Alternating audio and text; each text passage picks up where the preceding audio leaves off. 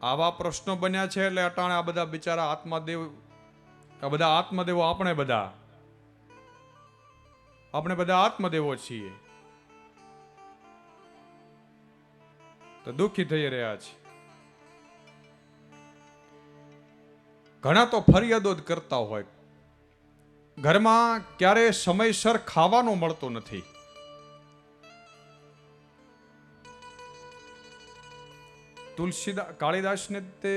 તુલસીદાસજીને કાળીદાસને આમ જો તો પત્નીઓ કેવી મળી, કંકાસ વાળી, એનાથી તે ભગવાનના ભક્ત બની ગયા.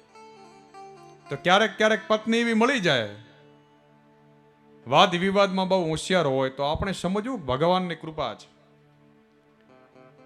અને માળા લઈ અને બેસી જાઉં. ઘણા તો પછી પત્નીથી કંટાળીને ઘર છોડીને હાલી નીકળે, પછી કેમ અમે સંન્યાસ લીધો છે. કંટાળીને સંન્યાસ ન લેવાય. સંન્યાસ લેવો હોય તો ભગવાનમાં ભાવ હોવો જોઈએ.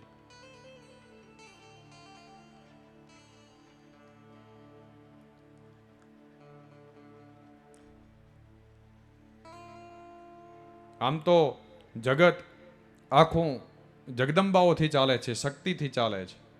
શક્તિ વગર તો ગૃહસ્થાશ્રમ શક્ય નથી.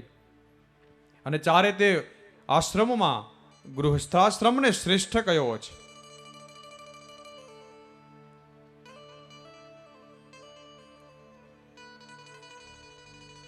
શક્તિ છે એ જગદંબા છે.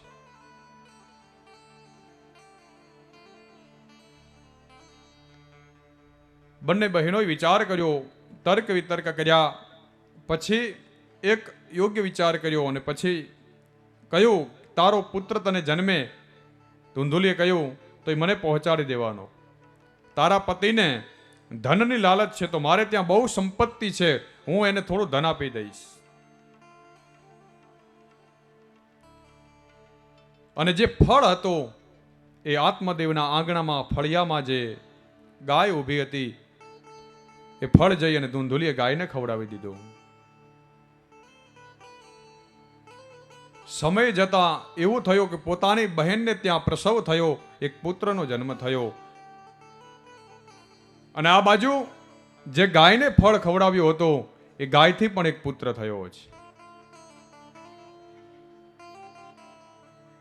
પોતાની બહેનને ત્યાં પુત્ર જન્મ્યો તો પોતાની બહેન ધુંધુલીને પુત્ર સોંપે અને સંપત્તિ લઈને પોતાના ઘરે ગઈ. જે પોતાની બહેનનો જે પુત્ર હતો એનું નામ ધુંધુકારી રાખ્યું.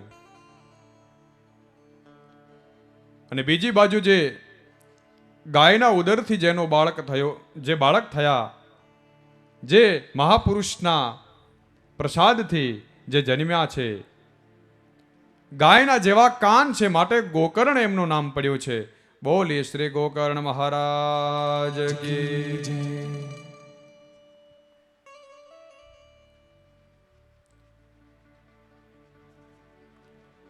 જેવા મા બાપ હોય ને એવા જ સંતાન પેદા થાય.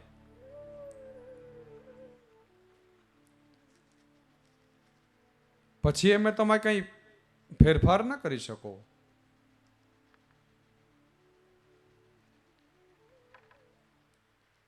સમય જતા એવું થયું એ ધુંધુકારી બહુ દુષ્ટ પાક્યો છે.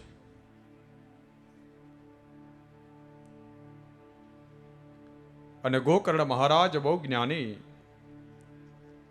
વેદોના પારંગત થયા છે.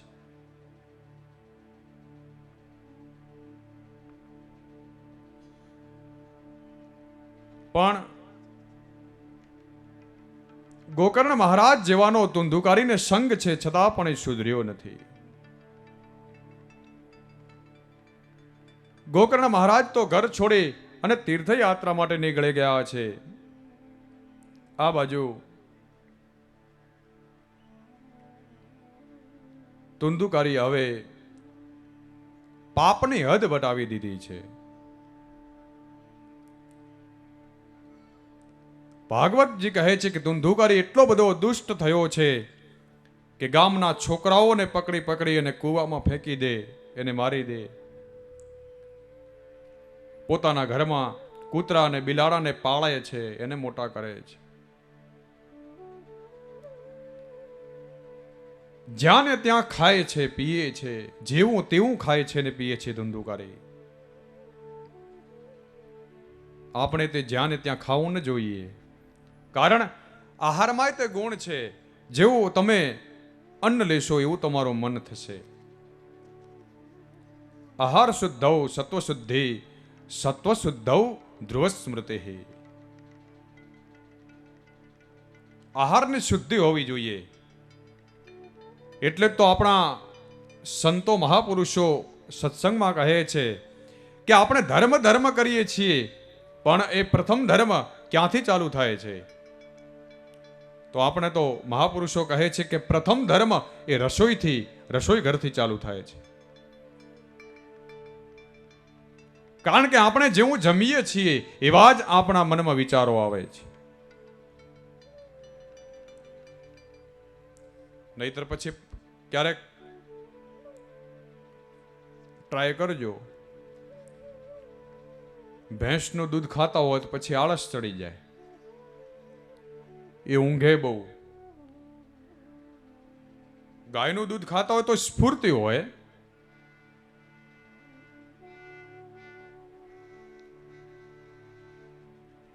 કારણ કે ભેંસ છે ને 24 કલાક આળસ કરીને ત્યાં પડી રહે. શાસ્ત્રો એનું પ્રમાણ આપે છે ગાયમાં 33 કોટી દેવતાઓ છે. તો આપણે જ્યાં ને ત્યાં ન ખાવું, જેવું અને તેવું ન ખાવું, જ્યારે અને ત્યારે પણ ન ખાવું. એનો એક સમય હોય, એની એક જગ્યા હોય.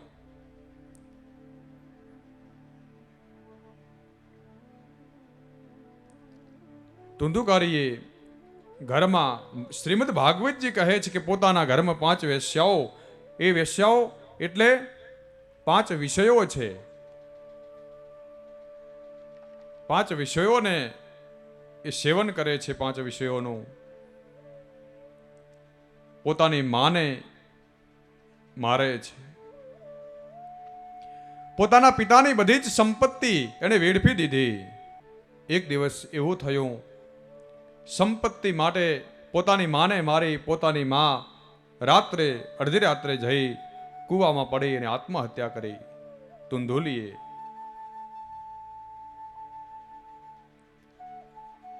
દુષ્ટ પાક્યો.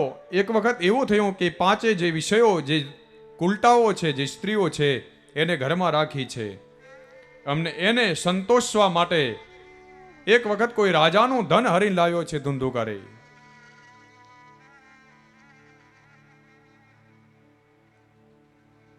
ત્યારે 5 સ્ત્રીઓએ વિચાર કર્યો કે આ ચોરી કરીને લાવ્યો છે રાજાનું ધન, અને કાલે રાજાને ખબર પડશે તો આપણે બધાને ફાંસીની સજા આપી દેશે. માટે આપણે પેલો આ ધુંધુકારીને જ તે મારી નાખવો જોઈએ. 5 કુલટાઓએ વિચાર કર્યો.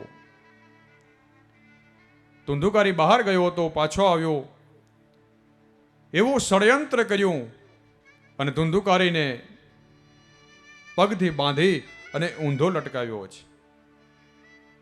અને પછી 5 એ કુલટા સ્ત્રીઓ એને મારવાની કોશિશ કરે છે, પણ એટલો બધો દુષ્ટ હતો એ મર્યો નથી. અને પછી તો કહે છે શાસ્ત્ર, 5 કુલટા સ્ત્રીઓએ ધગધગતા અંગારા એ ધુંધુકારીના મુખમાં નાખ્યા છે. અને પછી અંતે તરફડીને મૃત્યુ પામ્યો અને પછી પ્રેત યોનિમાં ગયો છે.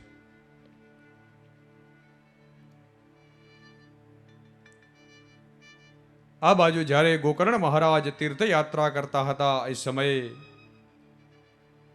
પોતાના ભાઈની એ ગતિ પ્રેત યોનિમાં થઈ છે એના સમાચાર મળ્યા. એમણે ગયાજીમાં શ્રાદ્ધ કર્યું છે, અન્ય ક્ષેત્રોમાં પણ શ્રાદ્ધ કર્યું છે પોતાના ભાઈનું. અને પછી તો ગોકર્ણ મહારાજ ફરતા ફરતા તીર્થયાત્રા પૂર્ણ થઈ અને પોતાના ઘરે આવ્યા છે. પોતાના ગામમાં, પોતાના ફળિયામાં જ્યારે સૂતા હતા,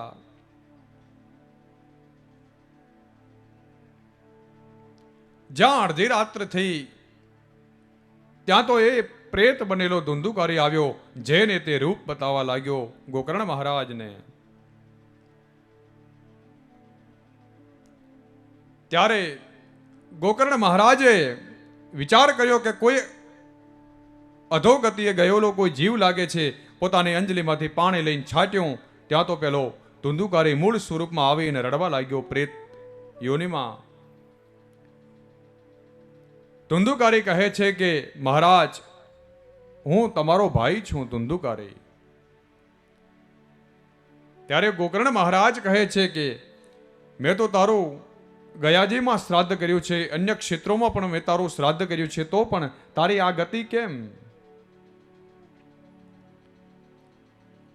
ત્યારે ધુંધુકારી કહે છે કે ભાઈ, તમે ગમે એટલા ગયાજીમાં શ્રાદ્ધ કરો પણ મારી મુક્તિ નથી થવાની.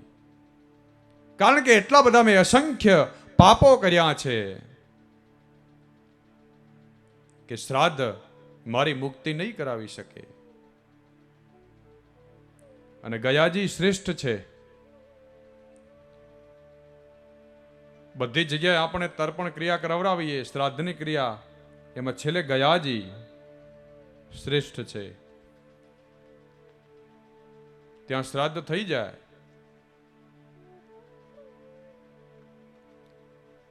ત્યારે ગોકર્ણ મહારાજે વિચાર કર્યો કે તારી મુક્તિ માટે હવે મારે એવું તે શું સાધન કરવું કે તારી મુક્તિ થઈ જાય.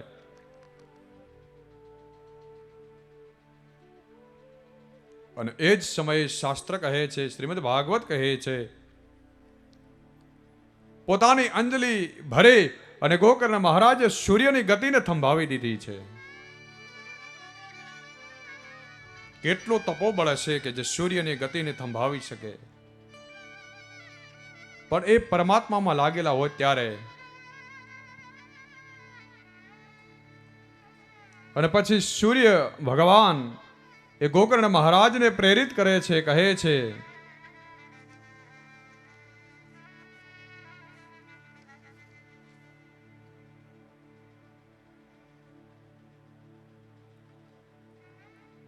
કે તમે એવું સત્કાર્ય કરો, તમે શ્રીમદ ભાગવતની કથા કરો, એનાથી એ ધુંધુકારીની મુક્તિ થશે. તો ગોકર્ણ મહારાજ આશ્ચર્યમાં પડી ગયા કે એવું તે શ્રીમદ ભાગવત મહાપુરાણ કેવું છે કે એનાથી એની મુક્તિ થઈ જાય?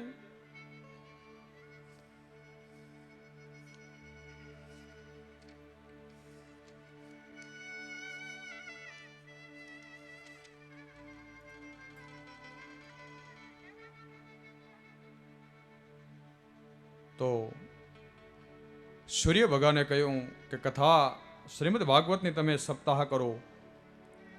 ગોકર્ણ મહારાજે ગામમાં શ્રીમદ ભાગવત કથા કરવા માટેનું આયોજન કર્યું છે. ગામ લોકોને બોલાવ્યા સાથ સહયોગ આપવા માટે.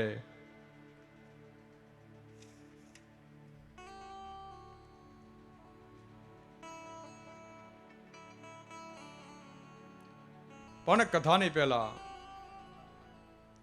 પોતાના પિતાને આત્મદેવને ગોકર્ણ મહારાજ ઉપદેશ આપે છે કે હવે એ તો બધું થઈ જશે, મુક્તિ પણ થઈ જશે, પણ તમે તમારા આત્માનું કલ્યાણ કરો. ગોકર્ણ મહારાજ પોતાના પિતાને ઉપદેશ આપતા કહે છે, શું કહે છે? દેહે સ્થિતમાં સરુદિરે ભીમતિ ત્યજત્વમ જાયા સુતાદિષુ સદા મમતામ વિમુંચ પશ્યાનિશં જગદિદં ક્ષણભંગનિષ્ઠં વૈરાગ્યરાગરસિકો ભવભક્તિનિષ્ઠઃ. આ શરીર અસ્થિ, માંસ, રુધિર એ બધાથી ભરેલું છે, ગંદકીથી ભરેલું આ શરીર છે. તો તમારે શું કરવાનું છે? ગોકર્ણ મહારાજ કહે છે વ્યાસ ભગવાન લખે છે, ધર્મમ ભજસ્વ સતતમ ત્યજલોક ધર્માન સેવસ્વ સાધુ પુરુષાન જહિ કામ તૃષ્ણા અન્યસ્ય દોષ ગુણ ચિંતનમાસુ મુક્ત્વા સેવા કથા રસમહો નિતરામ પિબત્વમ ધર્મમ ભજસ્વ સતતમ ત્યજ લોક ધર્માન. કે તમે ધર્મને ભજો, પણ કયા ધર્મને? બીજા ધર્મોને, લોક ધર્મોને તમે છોડો.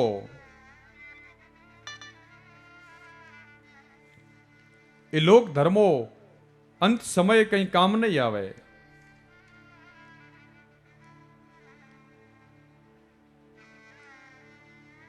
અને કહે છે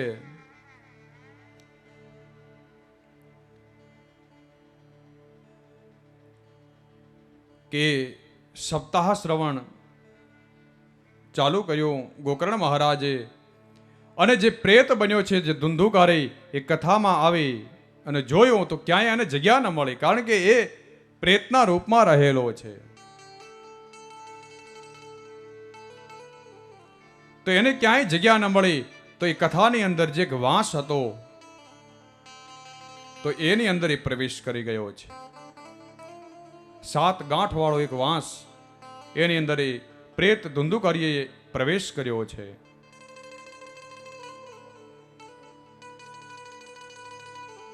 અને જ્યારે શ્રીમદ ભાગવતની કથા ચાલુ થઈ, એક દિવસ ગયો, વાંસમાંથી એ જે ગાંઠ હતી પ્રથમ એ તૂટી, બીજો દિવસ ગયો, બીજી ગાંઠ વાંસની તૂટી. એમ એક દિવસો ગયા, 7 ગાંઠો ભેદાઈ અને વાંસમાંથી એક દિવ્ય આત્મા, એક દિવ્ય જ્યોતિ પ્રગટ થઈ. અને ભાગવતજીની કથા સાંભળી અને પ્રેત બનેલો એ ધુંધુકારી પ્રેતમાંથી મુક્ત થયો છે. સનત કુમારો આ ગોકર્ણ ઉપાખ્યાન સંભળાવે છે દેવર્ષિ નારદને. અને પછી જ્ઞાન અને વૈરાગ્યને જગાડવા માટે હરિદ્વારની અંદર આનંદ નામના તટ પર કથા કરી. પણ જ્યારે સનત કુમારો કથા કરતા હતા, ત્યાં તો નદીઓ, તીર્થો બધા જ એ કથાનો શ્રવણ કરવા માટે આવ્યા છે.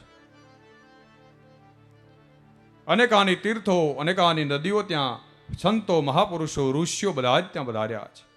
ગૌતમ, અત્રિ, વશિષ્ઠ, દેવલ, પીપલાદ, અનેકાની ઋષિમુનિઓ ત્યાં આવ્યા છે. આવેલા સૌ ઋષિ મુનિઓનું દેવર્ષિ નારદ વાણીથી એમનું સ્વાગત કરે છે. અને સનત કુમારો આસન, વ્યાસ આસન ઉપર વિરાજમાન છે અને કથા ચાલુ કરી. પણ એ સભાની અંદર ત્યાં એક આશ્ચર્ય થયું. શું? હરિનામ સંકીર્તન કરતા કરતા એક સંગ આવ્યો છે. ત્યાં શ્રી કૃષ્ણ ગોવિંદ હરે મુરારે, હે નાથ નારાયણ વાસુદેવા. શ્રી કૃષ્ણ ગોવિંદ હરે મુરારી, હે નાથ નારાયણ વાસુદેવા. શ્રી કૃષ્ણ ગોવિંદ હરે મુરારી, હે નાથ નારાયણ વાસુદેવા. એવં નગાહ શ્રવણો ધર્મે પ્રકાશ્યમાને ઋષિવે સભાયામ આશ્ચર્યમેકં સંભોતદાનિમ તદુચ્યતે સંશૃણુષૌ ન શ્રી કૃષ્ણ ગોવિંદ હરે મુરારી, હે નાથ નારાયણ વાસુદેવા શ્રી કૃષ્ણ ગોવિંદ હરે મુરારી હે નાથ નારાયણ વાસુદેવા ગોવિંદ હરે મુરારી હે નાથ નારાયણ વાસુદેવા ભક્તિ સોતો તો તરુણો ગૃહીત્વા પ્રેમ કરો પાસ સાવેરાસિત શ્રી કૃષ્ણ ગોવિંદ હરે મોરારે નાથે તે નામને પૂર્વદન શ્રી કૃષ્ણ ગોવિંદ હરે મુરારે હે નાથ નારાયણ વાસુદેવા શ્રી કૃષ્ણ ગોવિંદ હરે મુરારી હે નાથ નારાયણ વાસુદેવા શ્રી કૃષ્ણ ગોવિંદ હરે મુરારી હે નાથ નારાયણ વાસુદેવા તામ ચાગતામ ભાગવતાર્થ ભોષામ સુચારો વેશામ દદૃશો સદસ્યા કથમ પ્રવેષ્ટા કથમાગતેયમ મધ્યે મુનિનામ ઇતિ તર્કયંતા શ્રી કૃષ્ણ ગોવિંદ હરે મુરારી હે નાથ નારાયણ વાસુદેવા શ્રી કૃષ્ણ ગોવિંદ હરે મુરારી હે નાથ નારાયણ વાસુદેવા ઉચ્ચો કુમારા વચનમ તદાનિમ કથાર્થતો નિષ્પતિતાધુનેયમ એવં ગિરસા સસુતાને सम्या સનક કુમારમ નિજગાદનમ શ્રી કૃષ્ણ ગોવિંદ હરે મુરારી હે નાથ નારાયણ વાસુદેવા શ્રી કૃષ્ણ ગોવિંદ હરે મુરારી હે નાથ નારાયણ વાસુદેવા શ્રી કૃષ્ણ ગોવિંદ હરે મુરારે હે નાથ નારાયણ વાસુદેવ શ્રી કૃષ્ણ ગોવિંદ હરે મુરારી હે નાથ નારાયણ વાસુદેવા શ્રી કૃષ્ણ ગોવિંદ હરે મુરારે હે નાથ નારાયણ વાસુદેવ શ્રી કૃષ્ણ ગોવિંદ હરે મુરારી હે નાથ નારાયણ વાસુદેવા શ્રી કૃષ્ણ ગોવિંદ હરે મુરારે હે નાથ નારાયણ વાસુદેવ શ્રી કૃષ્ણ ગોવિંદ હરે મુરારી હે નાથ નારાયણ વાસુદેવા શ્રી કૃષ્ણ ગોવિંદ હરે મુરારે હે નાથ નારાયણ વાસુદેવ સગપ શ્રી કૃષ્ણ ગોવિંદ હરે મુરારી હે નાથ નારાયણ વાસુદેવા શ્રી કૃષ્ણ ગોવિંદ હરે મુરારે હે નાથ નારાયણ વાસુદેવ શ્રી કૃષ્ણ ગોવિંદ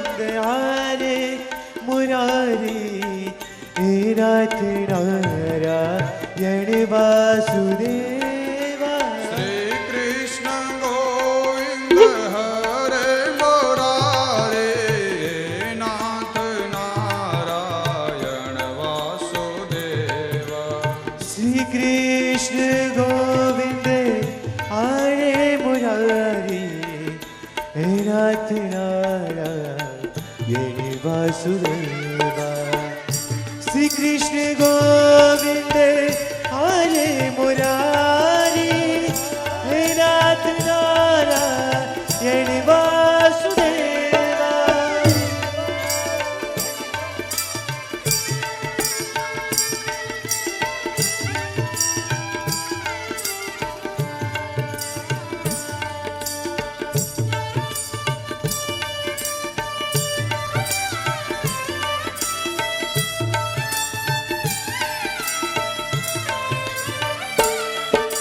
શ્રી કૃષ્ણ ગોવિંદ હરે મુરારી હે નાથ નારાયણ વાસુદેવા શ્રી કૃષ્ણ ગોવિંદ હરે મુરારી હે નાથ નારાયણ વાસુદેવા શ્રી કૃષ્ણ ગોવિંદ હરે મોરારે હે નાથ નારાયણ વાસુદેવા શ્રી કૃષ્ણ ગોવિંદ હરે મુરારી હે નાથ નારાયણ વાસુદેવા શ્રી કૃષ્ણ ગોવિંદ હરે મોરારે હે નાથ નારાયણ વાસુદેવા શ્રી કૃષ્ણ ગોવિંદ હરે મુરારી હે નાથ નારાયણ વાસુદેવા શ્રી કૃષ્ણ ગોવિંદ હરે મોરારે હે નાથ નારાયણ વાસુદેવા શ્રી કૃષ્ણ ગોવિંદ હરે મુરારી હે નાથ નારાયણ વાસુદેવા શ્રી કૃષ્ણ ગોવિંદ હરે મોરારે હે નાથ નારાયણ વાસુદેવા શ્રી કૃષ્ણ ગોવિંદ હરે મુરારી હે નાથ નારાયણ વાસુદેવા શ્રી કૃષ્ણ ગોવિંદ હરે મોરારે હે નાથ નારાયણ વાસુદેવા શ્રી કૃષ્ણ ગોવિંદ હરે મુરારી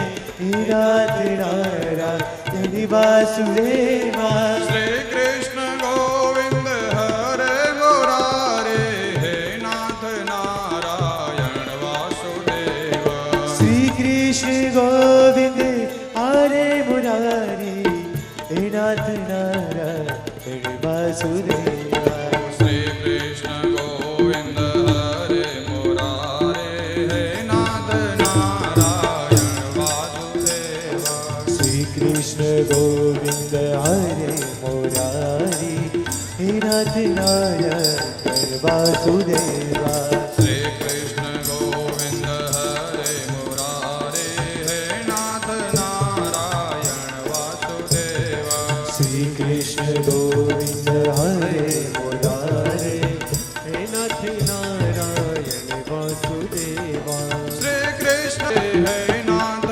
નારાયણ વાસુદેવા શ્રી કૃષ્ણ ગોવિંદ હરે મુરારી હે નાથ નારાયણ વાસુદેવા શ્રી કૃષ્ણ ગોવિંદ હરે મોરારે હે નાથ નારાયણ વાસુદેવા શ્રી કૃષ્ણ ગોવિંદ હરે મુરારી હે નાથ નારાયણ વાસુદેવા ઓ શ્રી રામ જય રામ જય જય રામ શ્રી કૃષ્ણ ગોવિંદ હરે મુરારી હે નાથ નારાયણ વાસુદેવા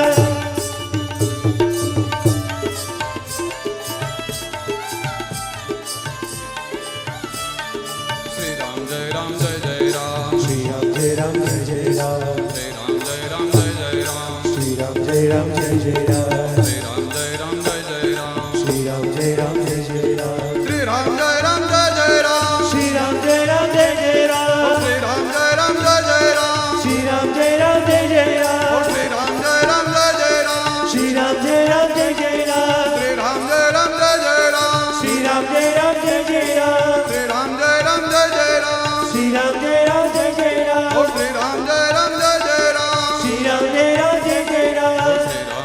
राम जय राम जय जय राम ओ श्री राम जय राम जय जय राम श्री राम जय राम जय जय राम श्री राम जय राम जय जय राम श्री राम जय राम जय जय राम श्री राम जय राम जय जय राम श्री राम जय राम जय जय राम श्री राम जय राम जय जय राम श्री राम जय राम जय जय राम राम जय राम जय जय राम श्री राम जय राम जय जय राम श्री राम जय राम जय जय राम श्री राम जय राम जय जय राम श्री राम जय राम जय जय राम श्री राम जय राम जय जय राम श्री राम जय राम जय जय राम श्री राम जय राम जय जय राम श्री राम जय राम जय जय राम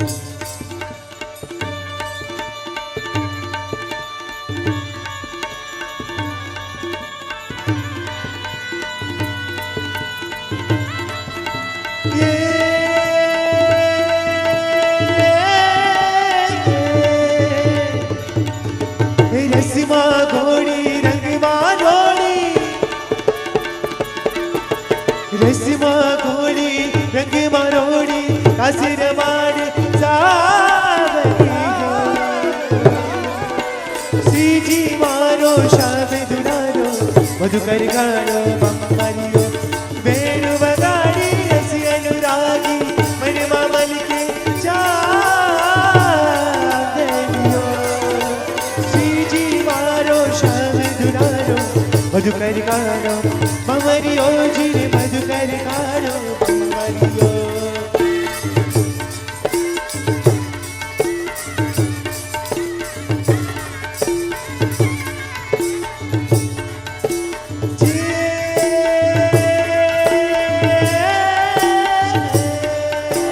मोर पिछाड़ा शाम छोगाड़ा मोर पिछाड़ा शाम छोगाड़ा गोप गोपाला वो चितड़ू चोरी मटकी पूरी गायो जानी गिरधारी राधा रमना राय रूपाला चली छोगाड़ा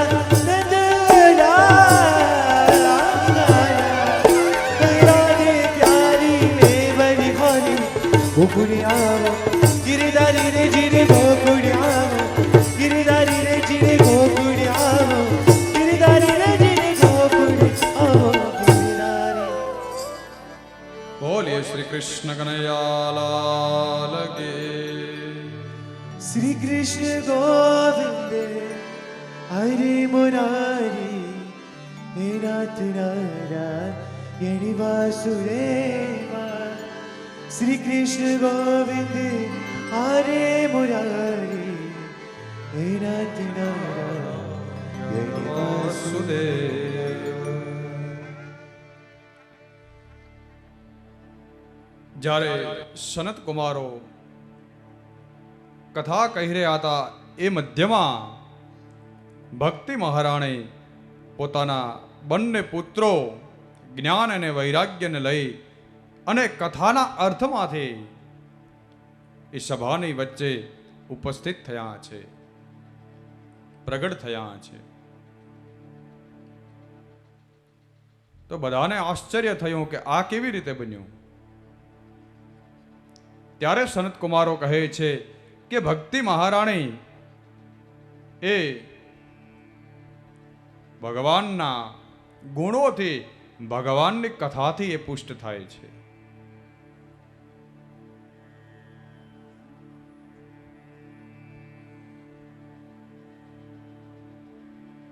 જે ભક્તિ મહારાણીને ભગવાને સ્થાન આપ્યું છે કે તમે મારા ભક્તના હૃદયમાં જઈને વિરાજો, અને ભગવાને ભક્તિ મહારાણીની દાસી રૂપે મુક્તિને એમની સાથે સેવા કરવા માટે મોકલ્યા છે.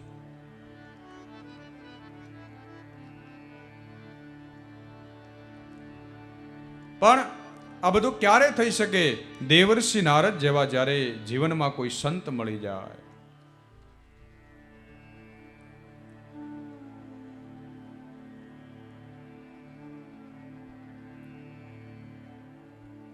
કાં તો આપણને તરસ લાગે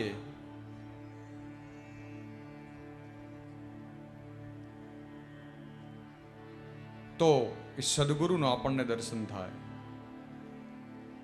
એ ભાવના જાગે, એ પ્રસાદ. અને પ્રસાદ એટલે સંસ્કૃતમાં પ્રસાદને કૃપા કહે છે. પ્રસાદ એટલે કૃપા. અને એ પ્રસાદ એટલે આપણે ઘણી વખત કથામાં એવું કહીએ છીએ, સત્યનારાયણની કથા ચાલતી હોય, યજ્ઞ ચાલતા હોય, એમાં ભગવાનને આપણે ધરીએ છીએ જે પ્રસાદ. તો એ પ્રસાદ એટલે શું? કે એટલે પ્રભુના, સા એટલે સાક્ષાત, અને એટલે દર્શન. પ્રભુના સાક્ષાત દર્શન એનું નામ જ પ્રસાદ છે.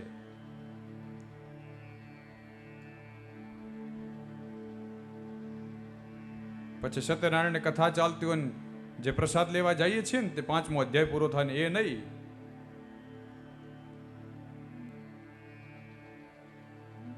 એ તો લોભમાં ક્યારેક મળે નહીં, પૂરો થઈ જાય તો. પણ આ તો ભગવાનનો પ્રસાદ છે, કાયમને માટે નીતરતો રહે છે સંતોના મુખેથી, મહાપુરુષોના મુખારવિંદમાંથી. એટલા માટે તો ભાગવતમાં કહ્યું છે, નિગમ કલ્પ તરોર ગલિતમ ફલમ સુખ મુખાત મૃત દ્રવ્ય સંયુતમ. નિગમ વેદ,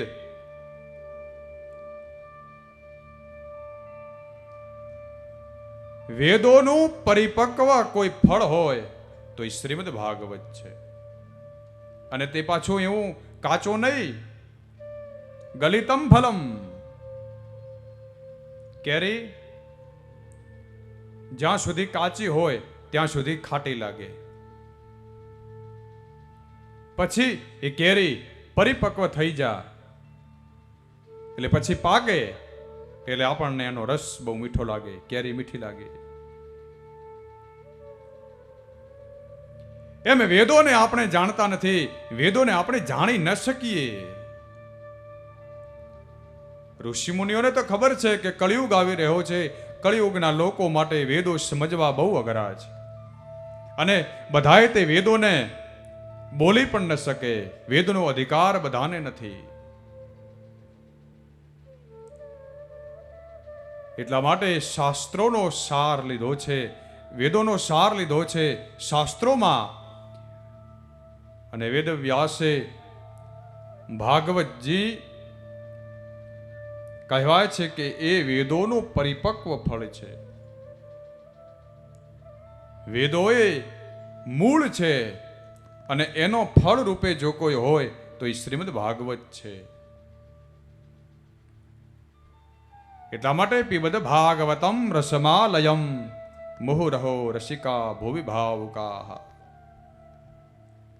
અરે વારંવાર કહે છે, મુહુર્મુહુ વારંવાર.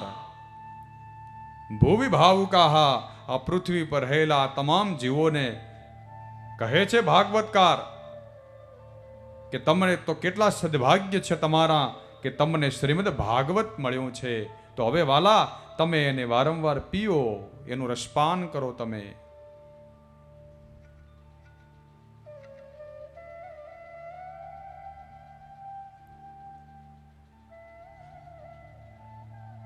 થિયેટરમાં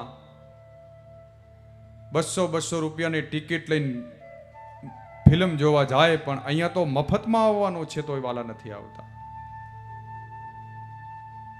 નહીતર આવી વ્યવસ્થા કોણ કરે? થિયેટર વાળા વ્યવસ્થા કરતા હશે કદાચ, પણ એ તો પૈસા લઈને કરે છે. વાલા અહીં તો તમને માનથી બોલાવવામાં આવે છે, કથામાં પધારો.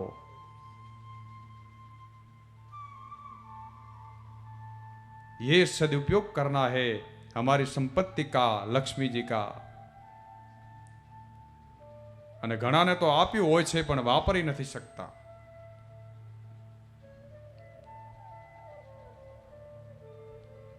અને ભાગવતમાં તો મોટા મનવાળા માટે શબ્દ છે મહામના. જે મોટા મનવાળો છે, જે ઉદારતાથી જે વાપરી શકે, જે બીજાને ખવડાવી શકે, પોતાની સંપત્તિનો સદુપયોગ કરી શકે.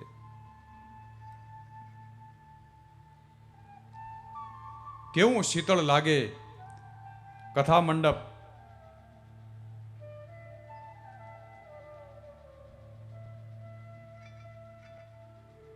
પણ કથા મંડપમાં તે પાછા જો કોઈ સાધુની સંગતિ આપણને મળી જાય, એમનો સંગાથ મળી જાય તો એનાથી વધારે શીતળ છે. શીતલમ ચંદનમ લોકે ચંદનાદપી ચંદ્રમા ચંદ્ર ચંદન યોર મધ્યે શીતલા સાધુ સંગતે. કહે છે કે આ લોકમાં શીતળમાં શીતળ વસ્તુ ચંદન છે. ચંદનમ શીતલમ લોકે ચંદનાદ અપી ચંદ્રમા. અને ચંદનથી વધારે શીતળ ચંદ્રમા છે. પણ ચંદન અને ચંદ્રથી પણ વધારે જો કોઈ શીતળતા આપતો હોય તો એ છે શીતલા સાધુ સંગતિ. સાધુ મહાપુરુષોની સંગતિ એ જ મહાન શીતળ છે, શીતળતા આપે છે આપણા જીવનને. ચંદન અને ચંદ્રથી પણ એ વધારે શીતળતા આપણા જીવનમાં ભરી દે છે.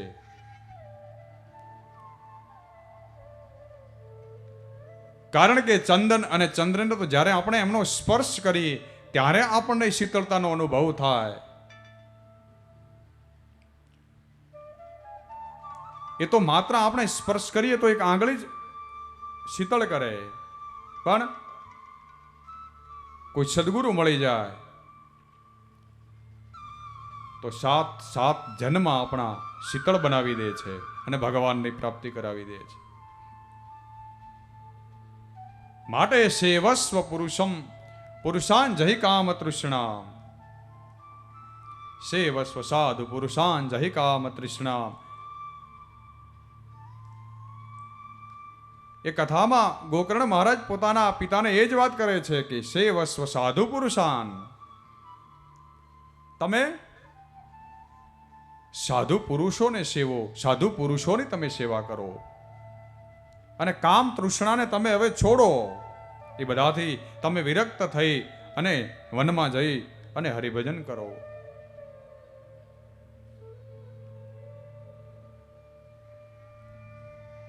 અને એકાંત બહુ જરૂરી છે. એકલા રહેવું અને એકાંતમાં રહેવું એ બંને વસ્તુમાં ફરક છે. જ્યારે લોકો આપણને છોડીને જાય ત્યારે આપણે એકલા રહી જઈએ છીએ, પણ જ્યારે આપણને ઘર છોડી, બધું જ છોડી, માયા છોડી અને ભગવાનનું જ્યારે આપણને ભજન કરવાની ઈચ્છા થાય તે એકાંત છે. આપણે એકાંતમાં ભગવાનનું ભજન કરીએ છીએ. એકમ બ્રહ્મ દ્વિતીયમ નાસ્તિ. ब्रह्म एक ही है, दूसरा और कुछ है ही नहीं.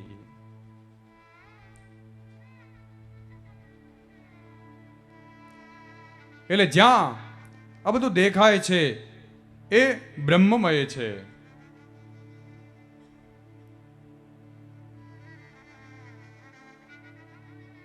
રામાયણ પણ એ જ વાત કરે છે, શ્રીમદ ભાગવત એ જ વાત કરે છે. પણ બંનેમાં ફરક એટલો છે, રામાયણ જીવતા શીખવાડે છે અને ભાગવત મરતા શીખવાડે છે. એટલે પછી આવી વાતો કરીએ કથામાં તો ઘણાને એવું લાગે કે શાસ્ત્રીજી મરવાની વાતો કરે છે. હમણાં મરવું નથી, હજી 2 છોકરા પરણાવવાના બાકી છે. નહીં વાલા, મરવાનું છે એટલે શું? ભાગવત મરવાનું, આપણું મરણ, આપણું મૃત્યુ એ સુધારે છે.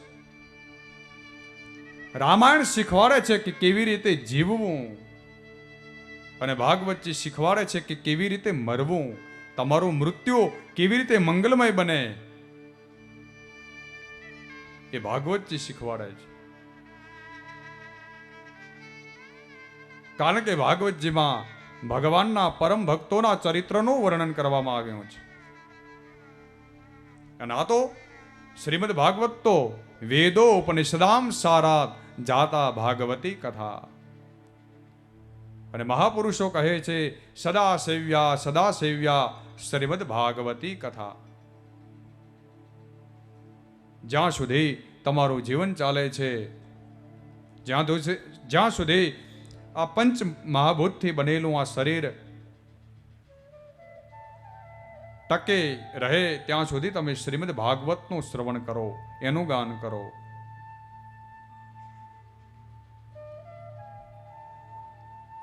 પણ ક્યારે આપણે શાસ્ત્રને ખોલીને જોઈએ નહીં, રામાયણ વાંચીએ નહીં, ગીતાજી ઘરમાં હોય નહીં, અને ગીતાજી ના હોય તો પછી ભાગવતની તો વાત જ શું કરીએ. આપણા સંતો મહાપુરુષો કહે છે કે જેના ઘરમાં રામાયણ, ગીતા અને ભાગવત નથી એ ઘર એ શમશાન બરાબર છે.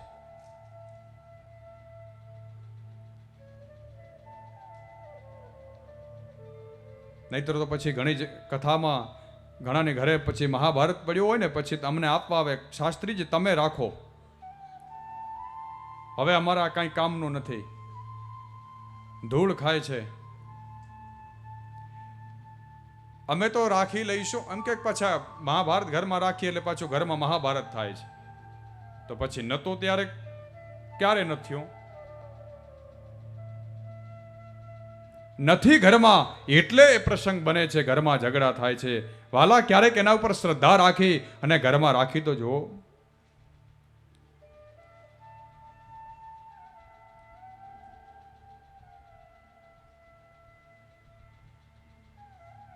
એટલા માટે સદાસેવ્યા સદાસેવ્યા શ્રીમદ ભાગવતી કથા.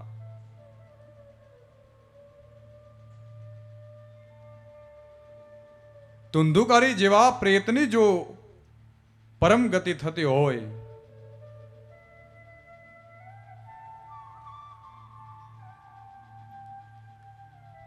તો આપણે તો વિચારીએ ને ક્યારેક મનમાં, આપણે આપણા પાપ છે ને કોઈ આગળ આપણે પ્રગટ નથી કરતા.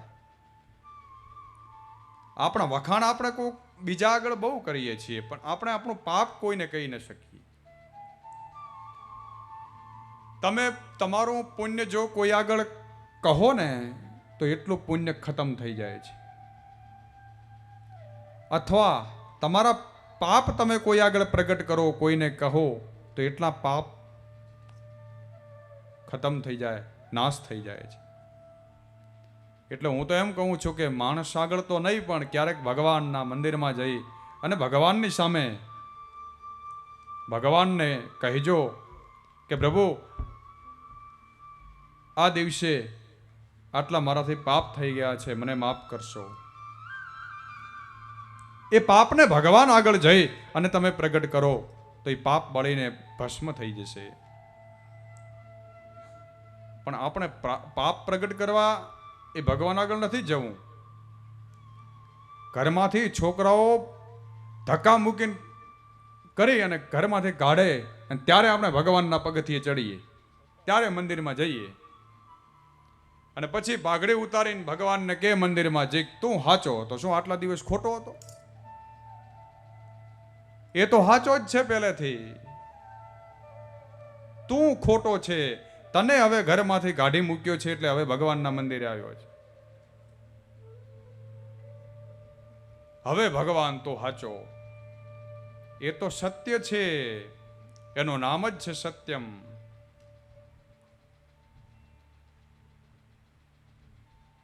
અને સત્ય ક્યારે મરે નહીં, એ તો શાશ્વત છે. ઓછું થાય, સત્ય ઓછું થાય પણ ક્યારે નષ્ટ ન થાય.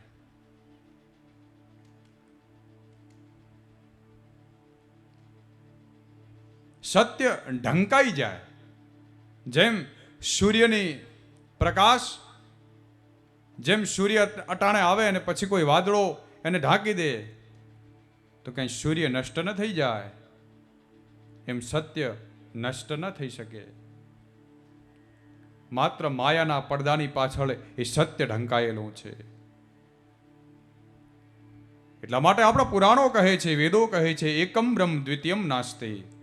બ્રહ્મ એક જ છે, બીજું કઈ છે જ નહીં.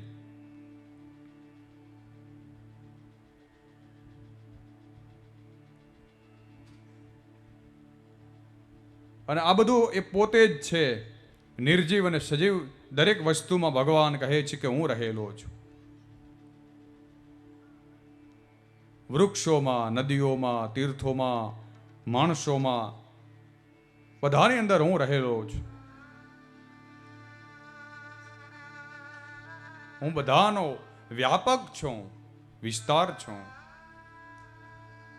અને આપણે બધા એ ભગવાનના અંશ છીએ. ગીતામાં ભગવાન કહે છે, મમે વાંસો જીવ લોકે. ભગવાન કહે છે કે બધા જીવ મારો જ અંશ છે. મમે વાંસો જીવ લોકે.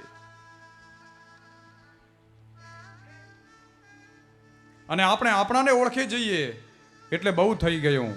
પણ આપણે આપણાને ઓળખવાનો પ્રયત્ન નથી કરતા અને બીજાને ઓળખવાનો પ્રયત્ન કરીએ છીએ, બીજાને ઉઘાડા પાડવાનો પ્રયત્ન કરીએ છીએ. પણ બીજાને તમે ઉઘાડા પાડો એની પહેલા પોતાને બધાની સામે પ્રગટ કરી દો કે હું પોતે કેવો છું.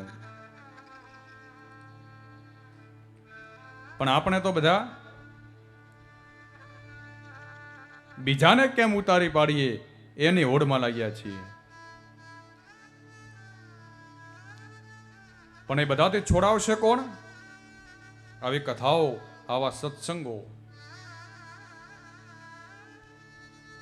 પછી કથામાં ના આવીને બેસીએ તો પછી દુર્લભૈવ કથા લોકે શ્રીમદ ભાગવતોદ્ભવા.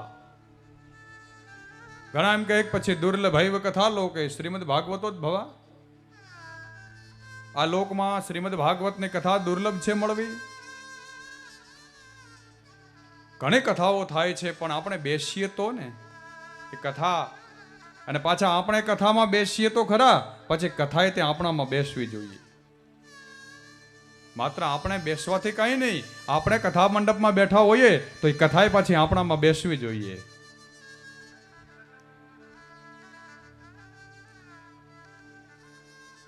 પછી કથા મંડપમાં બેઠા હોઈએ ને ધંધો મગજમાં ચડી ગયો હોય તો મન અહીંયા ભગવાનની કથામાં ના હોય.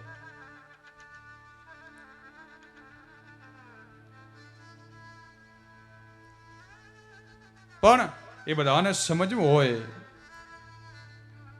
તો સદગુરુનું આપણે શરણો લેવું જોઈએ.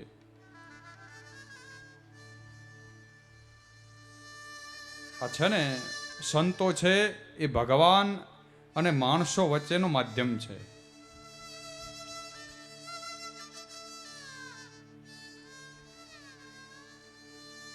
કોઈકને આપણે મળવું હોય તો કંઈક એમણે આ ભાઈને મળો એટલે તમારી મુલાકાત કરાવશે. એમ ભગવાનને મળવું હોય તો આપણું એટલું બધું સામર્થ્ય નથી કે સીધા આપણે ભગવાનને મળીએ. સંતો એનું માધ્યમ છે, એ તો ભગવાન સાથે મળેલા જ છે. એમને આપણે કઈ જરૂર નથી સંતોની. સંતોને આપણી કઈ જરૂર નથી. આપણે સંતો મહાપુરુષોની જરૂર છે. આપણે એમને મળીએ તો આપણે, જો એમને મળીએ તો આપણને ભગવાન સુધી પહોંચાડે છે.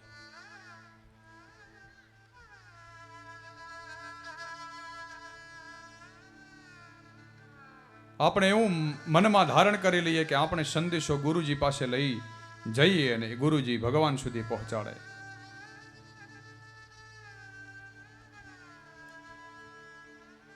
એટલે કહે છે ને આપણે, આટલો સંદેશો મારા ગુરુજીને કેજો.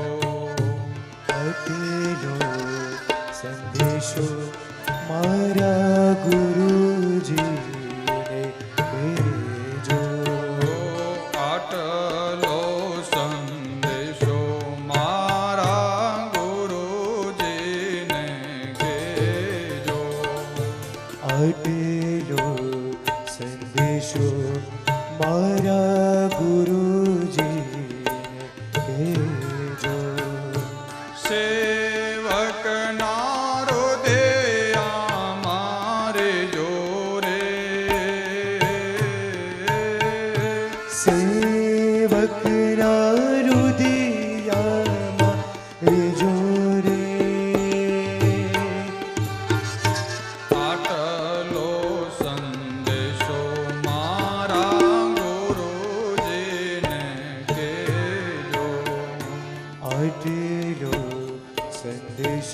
કોઈ સદગુરુ મળે અને સંદેશો પહોંચે ભગવાન સુધી.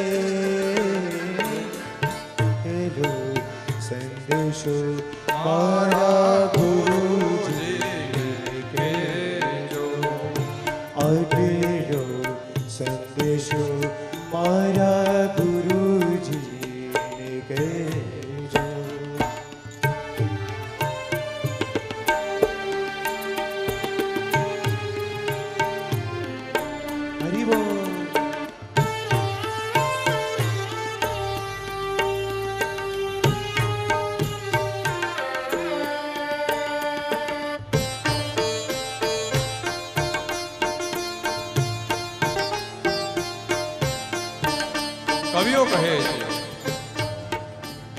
આ કાયાનું દેવળ કેવું છે, કાચું. આ શરીર ક્ષણભંગુર છે, કાચી માટીમાંથી બનેલું છે. દુર્લભો માનુષો દેહો દેહિનામ ક્ષણભંગુર. ભાગવત કહે છે મનુષ્ય દેહ દુર્લભ છે, પણ કેવો છે? દેહિનામ ક્ષણભંગુર. પાછો ક્ષણભંગુર છે, ક્યારેય નષ્ટ થઈ જશે આપણને ખબર નહીં.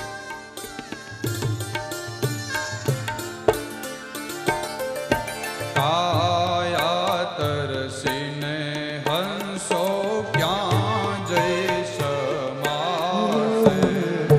કાયા તરસીને હંસો ક્યારે સમાશે. ઓ કાયા તરસીને હંસો ક્યાં જઈ સમાસે. કાયા તરસીને હંસો ક્યાં જઈ સમાશે. પોતે ઘર બતાવે અમને દેજો રે. તે ઘર બતાવી અમને દેજો રે. આટલો સંદેશો મારા ગુરુજીને કહેજો. આટલો સંદેશો મારા ગુરુજીને કહેજો.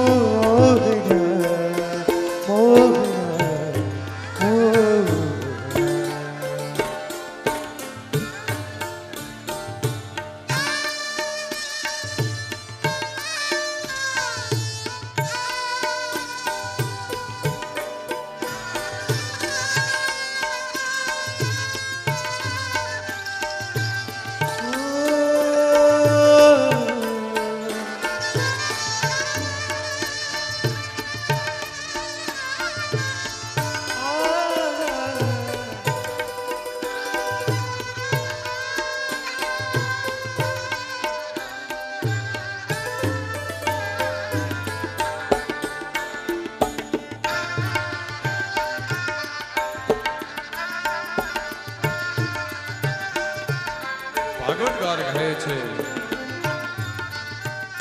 જે સપ્તાહ શ્રવણની વિધિ છે, જે ભાગવત છે,